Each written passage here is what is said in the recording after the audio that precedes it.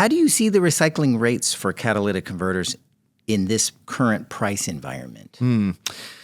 Yeah, well, as we mentioned, there's been a decent amount of hoarding in expectation of better prices, including for Palladium and Rhodium. I think a lot of collectors have kind of decided that, here we are a year or so on from those downtrends really becoming established. In some cases that they need to monetize some of their material.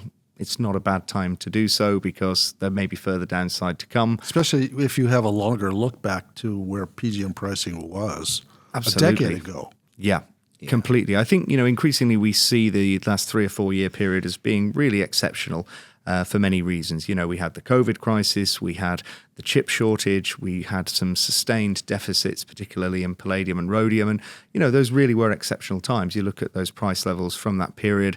Are we going to go back to $3,000 Palladium, $30,000 Rhodium? I don't think anytime soon.